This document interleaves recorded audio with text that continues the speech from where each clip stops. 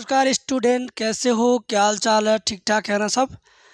आज के वीडियो में बस सवाल मैं वही लेकर आया हूँ जो आपके बोर्ड परीक्षा में आता है। और यकीन मानिए कि आप अगर इस वीडियो को आखिरी तक वॉच करते हैं तो आप ज़रूर मेरे से कुछ सीख जाएंगे। और सीख जाएंगे तो ये आपके परीक्षा में भी काम आएगा, और अगले साल जब आप इसी लाइन से पढ़ाई करेंगे तो वहाँ भी काम आएगा। तो चलिए शुरू करते हैं आज का सवाल। आज का सवाल देखिए ध्यान से। आज का सवाल है, बहुत अच्छा सवाल है, ढूंढ के लाया हूँ। यदि tan inverse x plus tan inverse y plus tan inverse z बराबर पाई तो सिद्ध कीजिए। तो क्या कीजिए? सिद्ध कीजिए। तो सिद्ध कीजिए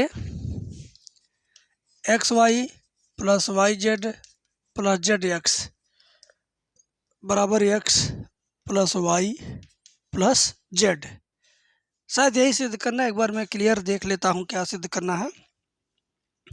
नहीं, ये नहीं सिद्ध करना था। X plus y plus z बराबर एक्स वाई जेड, ये सिद्ध करना था। ठीक है, मैं मिटा देता हूँ, एक minute. X plus y plus z बराबर एक्स वाई जेड, ये नहीं था। सिर्फ इतना बराबर इतना सिद्ध करना है। तो भाई देखो, अब आप कहोगे ये तो हमारी किताब में दिया ही नहीं है। कहीं कोई भी परीक्षा, कोई भी डिपार्टमेंट अगर करवाता है तो वो ये नहीं कहता है कि हम आपके इसी किताब के बीच में से क्वेश्चन उठा के पेपर में देंगे। उन्होंने एक सिलेबस दिया है कि भाई ये वाला चैप्टर, ये वाला टॉपिक पढ़ के तैयार करो, हम इसी चैप्टर और टॉपिक से रिलेट करता हुआ क्वेश्चन पूछेंगे। हर एक परीक्षा का रूल यही होता है कि वो सिलेबस और टॉपिक प्रोवाइड कराते हैं और उससे रिलेटेड एक नया क्वेश्चन गढ़ करके आपकी परीक्षा में देते हैं।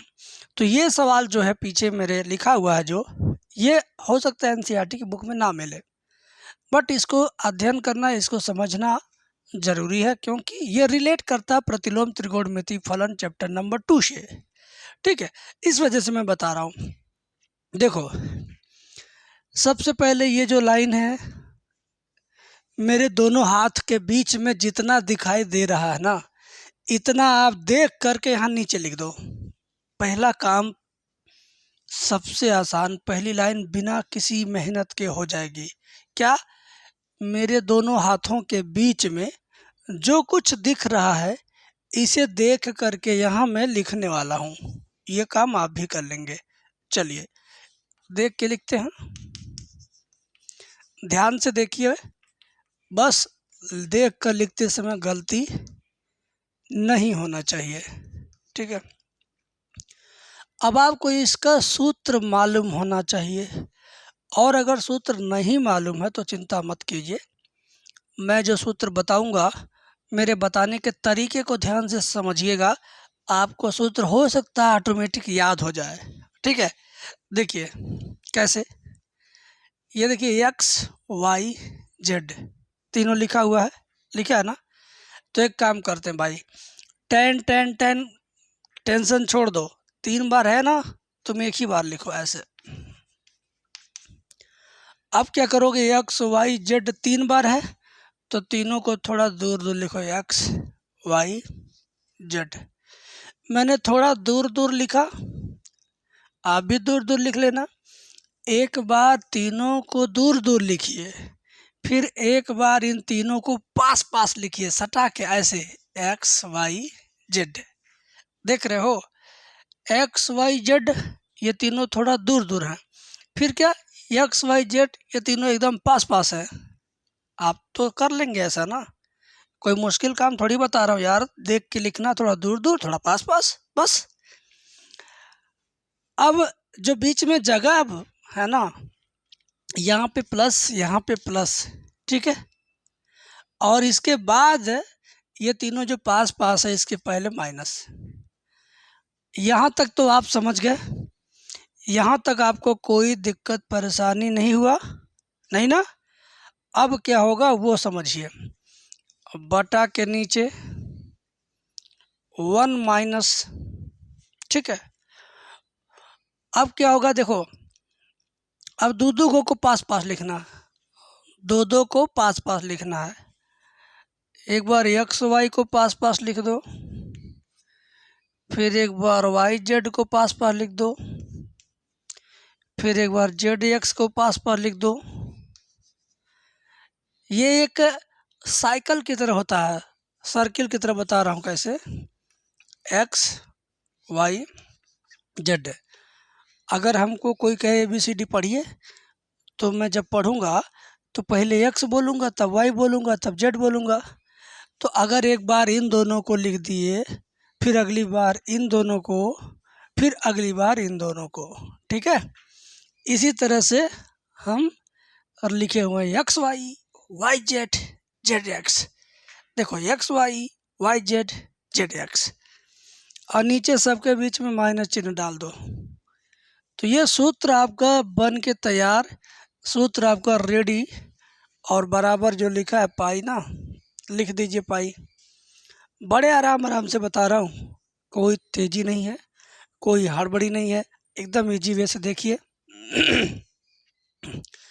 अब जो ये tan इनवर्स है, इसको मैं अपने हाथ में से ले लूँगा, यहाँ लगा दूँगा पाई के पास। tan इनवर्स को यहाँ से हटा के पाई में सटा दो, यहाँ से हटाओ और पाई में सटाओ। बाकी जो चीज़ जैसे है वैसे लिख दो, x plus y plus z minus x y z, हाँ, बटे 1 minus x y z minus z x बराबर। देखो tan इनवर्स हटेगा, पाई में सटेगा, तो हो जाएगा tan पाई। क्या हो जाएगा? tan पाई। समझ गए? इसका इनवर्स दाहिने पक्ष में जाके समाप्त हो जाता है। tan पाई, पाई मीन्स 180 होता है, तो पाई का मान 180, तो tan 180 का मान कितना? 0। याद रहेगा तो बढ़िया, नहीं याद रहेगा तो खराब हो जाएगा आपका रिजल्ट। अब देखिए, ध्यान से देखिए, इधर मैं कर देता हूँ। ये जो मैंने लिखा है ना, इसको फिर से मैं देख के लिखने वाला हूँ। यहाँ से देख के यहाँ लिखा, अब यहाँ से देख के वहाँ लिखूँगा, कुछ नया काम नहीं। X plus y plus z minus x y z बटे 1 minus x y z minus z x बराबर tan 180 की वैल्यू 0 यहाँ पर मैं लिख देता हूँ, बटे 1 लिख के तिरछा गुणा कर देता हूँ। जब आप कक्षा 5 में जाते हैं, 6 में जाते हैं, उसी दौरान आपको तिरछा गुणा करना सिखाना शुरू हो जाता है। अब आप तब से लेके अब तक नहीं सीख पाए हो, तो ये मेरी गलती थोड़ी है। इसमें दोष मेरा नहीं है ना, दोष आपका है। लेकिन घबराइए मत, देखिए बता देता हूँ। देखिए 1 का गुणा ऊपर वाले में होगा, तो 1 का गुणा चाहे जिसमें करोगे तो कुछ फर्क नहीं पड़ेगा, वैसे ही रहेगा वो। तो 1 का गुणा ऊपर वाले में हुआ, तो ऊपर वाला वैसे ही रहेगा, यहाँ लिख दिया जाएगा ऐसे, ठीक है। और 0 का गुणा इसमें होगा तो बहुत फर्क पड़ जाएगा। 0 समझो कोरोना वायरस है, 0 के संपर्क में कोई भी आएगा तो 0 हो जाएगा। जिस तरह से कोरोना वायरस के संपर्क में जो भी आता था वो कोरोना पॉजिटिव हो जाता था, वैसे 0 के संपर्क में ये सब आएंगे गुणा करने में, तो सब के सब 0 हो जाएंगे। इस वजह से यहाँ 0 लिखेंगे, ठीक है, क्लियर। एंड अब देखिए, ये जो माइनस एक्स वाई जेड है ना, इसको उठा के दाहिने पक्ष में फेंक दीजिए, काम हो जाएगा। माइनस एक्स वाई जेड दाहिने पक्ष में जाएगा तो प्लस एक्स वाई जेड हो जाएगा। तो x plus y plus z बराबर एक्स वाई जेड, यही आंसर है, यही सिद्ध करना था। देख लीजिए देख लीजिए देख लीजिए देख लीजिए देख लीजिए। और ये जो सवाल मैंने आपको बताया ना, ये 4 नंबर में एग्जाम में पूछता है। अगर आपको लगता है कि ये 4 नंबर आपके लिए अच्छा हो सकता है, तो आप इसको अपने मन से 3 बार प्रैक्टिस कीजिए। 3 बार आज प्रैक्टिस करिए, एक बार अभी तुरंत वीडियो देखने के बाद, एक बार दोपहर में, एक बार शाम में। जिस तरह से आपको कोई रोग हो जाता है, कोई परेशानी बीमारी हो जाती है, तो डॉक्टर लिखता है दवाई और लिखता है सुबह दोपहर शाम लेना है। तो वैसे समझो आप मैथ के रोगी हो, आपको मैं दवा दे रहा हूँ, इसी दवा को 3 टाइम लेना है। एक बार अभी तुरंत सुबह नाश्ते के पहले या बाद में, खाली पेट ही ले लेना, कोई दिक्कत नहीं, और एक दोपहर में और एक शाम में। उसके बाद देखना असर कर जाएगी मेरी दवा, समझे। मन लगाए, मन लगने लगेगा वीडियो में, मन लगने लगेगा मैथ में, पढ़ाई में, मेरे क्लास में। तो अगला सवाल बताते हैं, ज़्यादा लेक्चर नहीं, सीधे टॉपिक पर आते हैं। अब ये देखो डिटर्मिनेंट का सवाल है। डिटर्मिनेंट के सवाल को देख करके कभी कभी बच्चे खुश होते हैं और कभी कभी बच्चे घबराते हैं। खुश वो होते हैं जो पढ़ के अभी आए और वही सवाल उनको एग्जाम में मिल गया तो वो खुश हो गए, और घबराएंगे वे, अरे बाप, इसमें जोड़ना घटाना गुणा भाग कैसे करना है, बड़ा मुश्किल लग रहा। ऐसे देख के घबराने वालों के लिए ये वीडियो बहुत ज़्यादा इम्पोर्टेंट है। देखो मैं बता रहा हूँ तरीका। और हमेशा अगर आप कोई भी गेम खेलते हो, गेम मतलब मोबाइल वाला गेम या ऐसे ऑफलाइन में कोई पुराने ज़माने का गेम, तो हमेशा क्या सोचते हो, चालाक बनने का प्रयास करते हो, कुछ चीज़ों का इंतज़ार करते हो, कुछ चीज़ों को ढूंढते रहते हो कि यहाँ ये चीज़ मिल जाता तो मेरा काम बन जाता, वहाँ वो चीज़ मैं पा जाता तो मेरा काम बन जाता। अंदर से ऐसी ही कोई तलाश रहती है ना हर खेल में, हर गेम में। तो ये सारणी का सवाल भी एक खेल है। इस खेल में क्या आपको हमेशा मिल जाने की उम्मीद करनी चाहिए, वो बता रहा हूँ। देखो, सबसे पहले कॉमन लेने का प्लान बना के दिमाग में रहना चाहिए, कैसे न कैसे हमको कॉमन लेने का मौका मिल जाए। दूसरा चीज,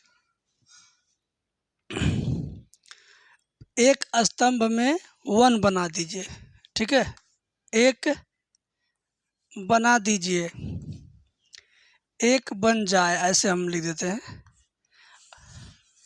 किसी भी एक लाइन का सारा एलिमेंट 1 1 1 हो जाए, किसी भी एक लाइन का सारा एलिमेंट क्या हो जाए, 1 1 1 हो जाए। उसके बाद किसी भी एक लाइन का सारा एलिमेंट 0 हो जाए, सारा नहीं, कम से कम 2 एलिमेंट 0 हो जाए। देखो सारणी के खेल में ये 3 चीज़ अगर तुम खेलना जान गए तो कोई दिक्कत है ही नहीं भाई। अभी मैं खेल के दिखाऊंगा और सिखाऊंगा कि कैसे खेलना है। कॉमन का खेल पहले खेलते हैं, फिर एक बन जाए यानी एक बनाने का खेल उसके बाद खेलते हैं, फिर कम से कम 2 को 0 हो जाए तो 0 बनाने का भी खेल लास्ट में खेलते हैं, उसके बाद खेला खत्म। नहीं समझे? देखो बताता हूँ। ये सारा रूल कॉमन, एक बना दो, 0 बना दो, खेल खत्म। तो भाई साहब इतना जो मेरे हाथों के बीच में है, इतना लेके चलते चलते चलते चलते चलते चलते यहाँ पहुँच जाना है, ठीक है। तो पहले इतना लेके यहाँ आइए ना, इतना लेकर यहाँ आइए ना। चलिए हम लिखते हैं लेफ्ट हैंड साइड, और हो गया a plus b, b plus c, c plus a, b c a, c a b. चलिए भाई, मैंने अभी कोई मुश्किल काम किया है नहीं। अगर मैं ये काम बोल दूँ क्लास 2 का स्टूडेंट कर देगा। क्या मैंने क्या किया, ये वाला देखा है और यहाँ पे लिखा है, तो क्लास 2 का बच्चा भी तो देख के यहाँ लिख देगा। बोलो यार, तुम तो इंटर में हो, तुम क्यों नहीं लिख सकते हो? लिख सकते हो। देखो अब क्या होगा, मेरा दिमाग पहले से बार बार घूम घूम के इस पे जा रहा है कि भाई साहब कॉमन लेने का जुगाड़ बनाओ। गेम ये ऐसा है कि कॉमन लेने का जुगाड़ बनाओ तो कहीं पर कुछ कॉमन हो नहीं रहा है, बट बनाएंगे जुगाड़। क्या, अगर हम इस सी को यहाँ जोड़ दें तो a प्लस बी प्लस सी, इसको इसमें जोड़ेंगे a प्लस बी प्लस सी, इसको इसमें जोड़ेंगे a प्लस बी प्लस सी। बीच वाली लाइन पे ध्यान मत दो बेटा, पहली लाइन में अगर तीसरी लाइन यानी पहले स्तंभ में तीसरा स्तंभ अगर हम जोड़ते हैं, पहले, यार मच्छर काट ले रहा मेरे पैर में, तो पहले स्तंभ में पहला वाले में तीसरा वाला जोड़ो। अभी देखना a प्लस बी प्लस सी, तो ये a प्लस बी प्लस सी, देखो a प्लस बी प्लस सी। बाकी बीच वाली लाइन को मैंने कुछ किया नहीं है, ऐसे रहने देता हूँ। आखिरी वाली लाइन को भी वैसे रहने देता हूँ, ठीक है। मैंने देखिए ऐसा कुछ किया कि मेरा ये वाला प्लान सफल होने वाला है। a plus b plus c common होने वाला है। समझ में आ रहा ना? तो लाइक शेयर कमेंट मत करना, ठीक है। चलो, दुनिया कहती कर दो, मैं कहता हूँ मत करना भाई। अब देखो 1 2 3 1 2 3 1 2 3, मतलब तीनों चीज़ एक ही है। कॉमन ले लो भाई। हम पहला वाला प्लान सफल कर दिए, a प्लस बी प्लस सी। तो जब यहाँ से पूरा काम हो जाएगा बचेगा 1, ये भी कॉमन हो गया बचेगा 1, ये भी हो गया 1। बाकी चीज़ों को जैसे वैसे लिखते हैं, BC B, ठीक है। ऑटोमेटिक 1 1 1 आ गया। अरे भाई दूसरा 1 बन जाए, ऑटोमेटिक दूसरा वाला भी मेरा सफल हो गया। क्या बात है? जो मैंने बताया है वैसा ही हो रहा है। गेम मैं खेल रहा हूँ, जैसे जैसे मैंने रूल बताया वैसे वैसे हो रहा है। अभी खेल ख़त्म होगा, आंसर भी आएगा, देखना। अब हम इसके लिए सोचेंगे कि भैया 0 बन जाए, तो बहुत आसान है भाई। देखो ना, इसमें से इसको घटा दो 0, इसमें से इसको घटा दो 0। क्या बात है, क्या बात है, सब कुछ तुरंत तुरंत मिल गया। एक लड़का फ़ोन कर रहा है आप ही के बीच में से।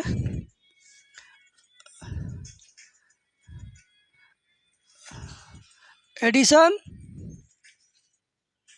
अभी फ़ोन ले जाना, फ़ोन बज रहा है किसी का, हम रिसीव कर दे रहे हैं। हेलो, हाँ लीजिए बात करिए, जाओ। कदों कला ले रहे थे वो। सॉरी भाई, आपके बीच में से आपका कोई भाई फ़ोन किया तो मैं बात नहीं कर पाया हूँ। अब देखो तीसरा वाला टॉपिक 0 हो जाएगा। देखो मिटाता हूँ इसको, पहले जगह बना दूँ तब ना 0 बनाऊँगा इसको। देखो a plus b plus c, a plus b plus c, ठीक है। अब देखो पहली वाली लाइन में से बीच वाली लाइन घटा दो, तो 1 में से 1 घटेगा 0। b में से c घटेगा तो b माइनस सी, c में से a घटेगा तो c माइनस a, ठीक है। उसके बाद बीच वाली लाइन में से तीसरी लाइन नीचे की, यानी 1 में से 1, c में से a में से b, ऐसे घटाओ, 1 में से 1 जाकर 0। फिर क्या है, c माइनस a। फिर क्या है, देखो a माइनस b। और सबसे नीचे वाली लाइन को कुछ मत करो, वैसे रहने दो 1। उसके बाद क्या, a है b है, a है b है। अब एक चीज़ मैं छोड़ रहा हूँ, मैं उसको भूल रहा था, लेकिन आप मत भूलना, ठीक है। मैं उसको भूल रहा था, क्या, ये जो परिवर्तन हो रहा है ना a प्लस बी प्लस सी, इसको यहाँ बगल में संकेत में लिखा जाता है। तो यहाँ पर हुआ क्या है, पहले कॉलम में तीसरा कॉलम जोड़ा गया है, तो लिखेंगे C1 का मतलब पहला कॉलम, कॉलम 1 को कॉलम 1 प्लस कॉलम 3 जोड़ के लिख दिया गया, ठीक है। और यहाँ पर क्या हुआ है, पहले में से दूसरा घटा है, दूसरे में से तीसरा घटाए हैं, तो यहाँ लिखेंगे R1। इस तरह की लाइन को रो कहते हैं, रो मीन्स पंक्ति। तो ये R1 है, ये R2 है, ये R3 है।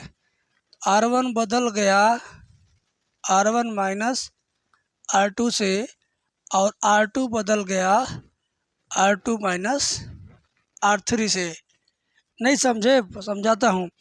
पहली लाइन बदले हैं, पहली माइनस दूसरी करके, देखो पहली माइनस दूसरी 1 माइनस 2, दूसरी लाइन बदले हैं, दूसरी माइनस तीसरी, देखो दूसरी माइनस तीसरी, 2 माइनस 3। साफ साफ बताता हूँ, स्पष्ट बताता हूँ, टाइम ज़्यादा लेता हूँ, ये मेरी कमी कहो या मेरी खासियत कहो।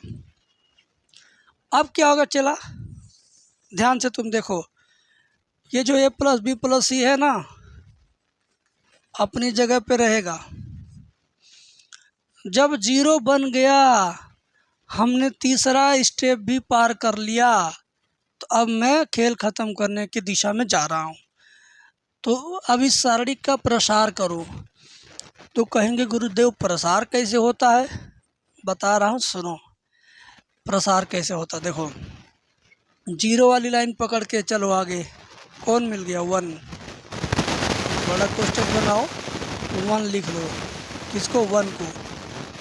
अब जिस लाइन में 1 है उस लाइन को छोड़ देंगे। ये 1 इस लाइन में है और इस लाइन में है, तो ये लाइन छूट जाएगी, ये लाइन छूट जाएगा। यानी 1 को मैंने लिखा तो 1 जिस लाइन में है उस लाइन को छोड़ दीजिए। ये छोड़ दो, ये छोड़ दो, तो 4 को बचेगा, 1 2 3 4। तो इसका आपस में गुणा करेंगे ऐसे ऐसे और ऐसे ऐसे, तो b माइनस सी ए माइनस बी क्या होगा? b माइनस सी ए माइनस बी, माइनस चिन्ह लगा के इसका गुणा इसमें सी माइनस ए सी माइनस ए, तो सी माइनस ए का क्या हो जाएगा? होल स्क्वायर हो जाएगा। ठीक है, समझ में आ रहा भाई? हाँ, अब क्या होगा? गुणा कर लो b का a में, तो बी ए सी, b का a में बी है, b का b में बी स्क्वायर। ठीक है, मैं करता हूँ, a प्लस बी प्लस सी। अब गुणा करो, b का a में हो जाएगा ए बी, b का b में हो जाएगा माइनस बी स्क्वायर, c का a में तो माइनस ए सी, इसका प्लस हो जाएगा प्लस बी सी, और इसका होल स्क्वायर खोल दीजिए। c माइनस ए का होल स्क्वायर क्या होता है? सी स्क्वायर प्लस ए स्क्वायर माइनस 2c है। तो इस माइनस की वजह से सबका चिन्ह बदल जाएगा, तो minus c square minus a square plus 2c। अब यहाँ पर कुछ कटेगा कुछ बचेगा, ध्यान से देखिएगा। कुछ कटता है क्या? देखता हूँ कुछ कट रहा है क्या। ये देखो minus a square minus b square minus c square, ये तो अपनी जगह पर है। ठीक, और हाँ 2ca में से ए सी ए घटेगा तो प्लस सी ए बचेगा। बता रहा हूँ, ए प्लस बी प्लस सी। अगला लाइन में पहले लिखो, तुम क्या लिखोगे पहले? ध्यान से देखो, ध्यान से देखिए। ए बी लिखिए पहले, प्लस बी सी लिखिए, और 2ca में से ये सी ए घटेगा तो प्लस सी ए बचेगा, सी ए लिखिए। Minus a square minus b square minus a square minus a square minus b square minus c square. ये जो कोष्टक में दोनों हैं ना, ये और ये जानते हैं, ये इसके सूत्र हैं। किसके? ये जो कोष्टक में ये वाला कोष्टक और ये वाला कोष्टक, ये जो दोनों दिख रहे हैं ना, ये सूत्र है इसका। अलजेब्रा का सूत्र आपको तो याद होगा नहीं, क्योंकि ये कक्षा 8 में बहुत रगड़ के पढ़ाया जाता है। अब आप कक्षा 8 में रगड़ के पढ़े नहीं, मजाक मजाक में पास हो गए, कोई बात नहीं। ये मान लो कि इसका फार्मूला ये है, तो लिख देंगे 3abc minus a cube minus b cube minus c cube बराबर राइट हैंड साइड। समझ में आया बच्चा? हाँ, नहीं दिख रहा होगा, थोड़ा सा मैं दबा देता हूँ मोबाइल। और ये वीडियो मैं मोबाइल से रिकॉर्ड कर रहा हूँ, कैमरा से अभी वीडियो नहीं बन रही है, मोबाइल से ही बन रही हैं। आपको साफ साफ दिख रहा है, बस आपको दिखना चाहिए, कैमरा हो चाहे DSLR हो चाहे कुछ भी हो। चलिए स्क्रीनशॉट लीजिए, स्क्रीनशॉट लीजिए, मैं साइड हो जाता हूँ। ले लिया आपने? अब मैं आपको अगला सवाल बताता हूँ, उस पर विशेष ध्यान दीजिएगा। अब मैं इसके आगे कुछ भी आपको पढ़ाऊँगा नहीं, लेकिन कुछ बातें बताऊँगा जो आपके परीक्षा में, जो आपके फ्यूचर में बहुत ज़्यादा काम आएगा। देखो बच्चों, होता क्या है, आप पूरा साल नहीं पढ़ते हो, मैं आपकी कमी आपको बता रहा हूँ और उसको सुधार करने का, उसको फिर से वापस पाने का तरीका भी आपको बताऊँगा। पूरा साल आप पढ़ते नहीं हो, आप सोचते हो कि जुलाई से पढ़ेंगे, जुलाई आता है फिर आप सोचते हो अगस्त, 15 अगस्त के बाद, रक्षाबंधन के बाद से पढ़ेंगे। वो आता है तो सोचते हो कि भाई दशहरा के बाद पढ़ेंगे। अब दशहरा आ गया तो लगातार त्यौहार का तांता शुरू हो गया, दीपावली के बाद से पढ़ेंगे। दीपावली अब ख़त्म हो जाएगा तो आप कहोगे यार दिसंबर से ठंडी आ जाएगी तो रजाई में बैठ के कहीं जाना नहीं रहेगा, वहाँ पढ़ेंगे। अब दिसंबर आ गया तो नए साल पे पढ़ेंगे। मतलब आपका डेट पोस्टपोन होता चला जाता है और परीक्षा एकदम से नज़दीक आ जाता है। ऐसा होता है लगभग 100 में से 50% छात्रों के साथ। बाकी जो बचे हुए 50% जो पढ़ाकू छात्र हैं उनके बारे में मैं अब बता रहा हूँ, ध्यान से सुनिएगा। देखो बच्चा, आप ट्यूशन जाते हो तो वो ऑफलाइन ट्यूशन जाते हो तो वहाँ पर अगर एक दिन में 6-7 सवाल बताया आपके टीचर ने तो उसमें से 2-3 सवाल आपको समझ में आएगा, बाकी 2-3 नहीं आएगा, क्योंकि अगल बगल जो दोस्त आपके रहते हैं वो आपको डिस्टर्ब करते हैं, वो आपको कोंचते हैं, आपसे कुछ कहते हैं, आपके कान में कुछ कह देंगे, आपको पीछे से चिंगोट के कुछ मजाक कर देंगे। या आजकल मोबाइल में गंदी गंदी अच्छी अच्छी बेकार बेकार हर तरह की चीज़ें हैं, वो कुछ अगर देख जा रहे हैं अचानक तो आपको धीरे दिखा देंगे। तो कुल मिला जुला के 50% सवाल आप अपने ऑफलाइन कोचिंग में सीख पाते हो, 50% आप थोड़ा बहुत सीखते हो। तो उससे क्या है, जब आप घर आते हो तो इतना थक जाते हो कि फिर जो कोचिंग में पढ़ के आए ना उसको रिपीट नहीं कर पाते, उसको दोहरा नहीं पाते, उसको तैयार नहीं कर पाते हो। क्यों ऐसा नहीं होता बताता हूँ। अरे भाई, फिजिक्स, केमिस्ट्री, मैथ, अंग्रेजी चारों विषय के तुमने कोचिंग किया, 4 घंटा ट्यूशन वाले के पास बैठना है। अब 4 घंटे में कुछ लोगों की कोचिंग होती है 4 अलग अलग टीचर से। अगर 2 ही जगह चेंज करोगे ना तो आने में जाने में, एक कोचिंग से दूसरे कोचिंग में शिफ्ट होने में 1 घंटे का टाइम तो और बर्बाद होगा। 4 घंटे 4 विषय के प्लस 1 घंटे आपस में स्थान चेंज करने में, 5 घंटे आपका वहाँ समय लग गया सिर्फ देखने में। ट्यूशन में जाके पढ़ते नहीं हो, देखते हो। जिस तरह से मेरी वीडियो देख रहे हो ना उस तरह से वहाँ भी लाइव में देखते हो कि भाई टीचर पढ़ा रहा है। वहाँ आप अपने से तो हल करते नहीं हैं, खुद से प्रैक्टिस करते नहीं हैं, तो वहाँ सिर्फ आप देखते हैं।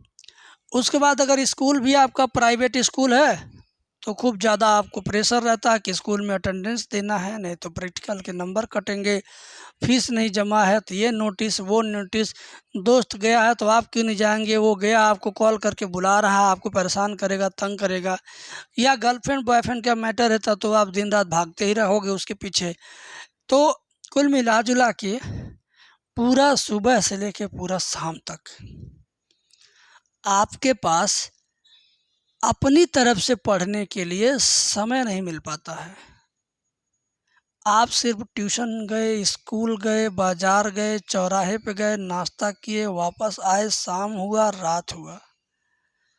अब शाम को घर वापसी होने के बाद इंसान 3 गुना अधिक थक जाता है, स्टूडेंट हो चाहे कोई एडल्ट व्यक्ति हो।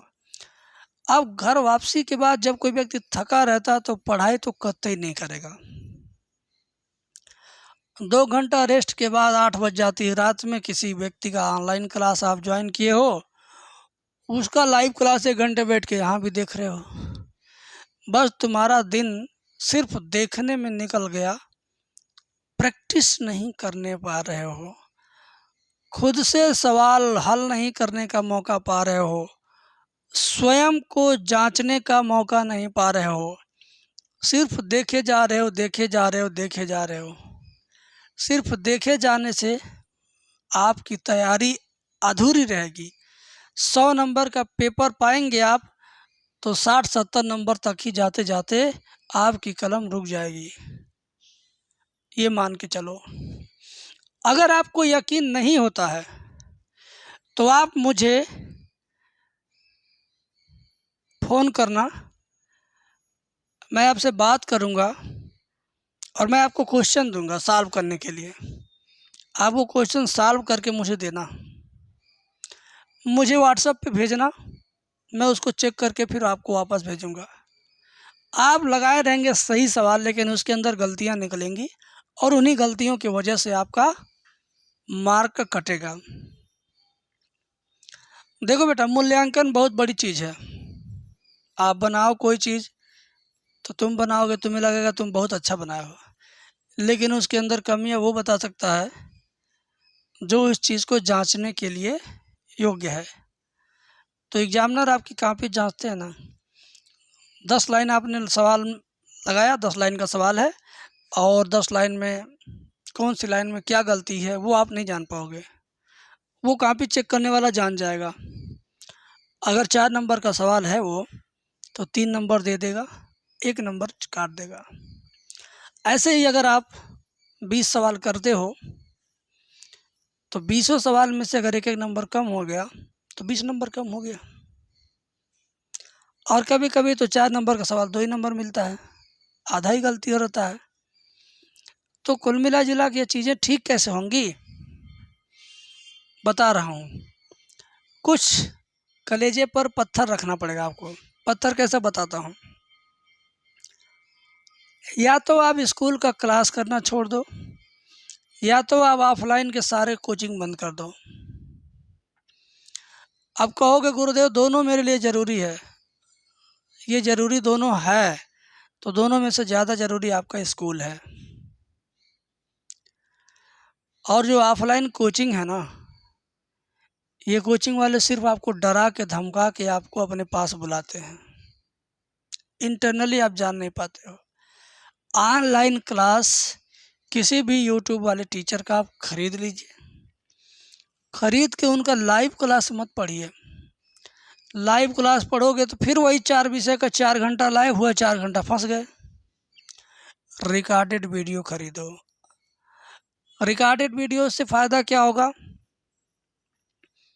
कुछ रात को 4 बजे से 6 बजे के बीच में देख लेना, और कुछ रात को 8 बजे से 10 बजे के बीच में देख लेना। बाकी जो टाइम बच रहा सुबह को 6 से 9, ये 3 घंटा अपनी कलम से अपनी तैयारी करो, सीखो वीडियो से और खुद से करने का टाइम पाओगे। तुम समय निकालो, नहीं तो बर्बादी की रास्ते पे चल रहे हो और बर्बाद होने से कोई रोक नहीं पाएगा। क्लास करना बंद कीजिए, ऑफलाइन ट्यूशन वाला। स्कूल जाना अगर बंद कर सकते हैं तो कर सकते हैं, लेकिन अगर नहीं बंद कर सकते हैं तो ऑफलाइन ट्यूशन बंद कीजिए।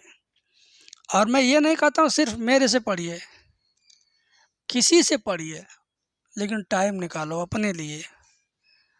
तुम खुद नहीं करोगे, परीक्षा में तो तुम्हें ही करना है, तो तुम करना सीखोगे कब, 2 ही महीना तो बचा, 2 महीना बचा सिर्फ, अब करना सीखो। तुम्हारे पास टाइम नहीं है भाई, 7 घंटा 8 घंटा ज़्यादा कोई पढ़ नहीं सकता है। मशीन नहीं हो कि एक बार डीजल और पेट्रोल डाल दिया तो 40 घंटा 50 घंटा लगातार चलोगे, बेकार हो जाओगे भाई, सच बता रहा हूँ। पहले के स्टूडेंट सिर्फ स्कूल करते थे 5 घंटा 6 घंटा, बाकी वो पढ़ते थे, तो टैलेंटेड ज़्यादा होते थे। आज सिर्फ फ़ोटो खींचने में टैलेंट है आपको, और कुछ नहीं है। समझ जाइए, सुधर जाइए, ये आपके लिए आखिरी मौका है। फिर कोई नहीं कहने वाला है, समझ जाइए, सुधर जाइए, ये पढ़िए वो पढ़िए, आप तो एकदम छुट्टा हो जाओगे, घर वाले भी आपको समझा नहीं पाएंगे। खैर बातें ज़्यादा नहीं करेंगे, अगली वीडियो में मिलते हैं। Thank you.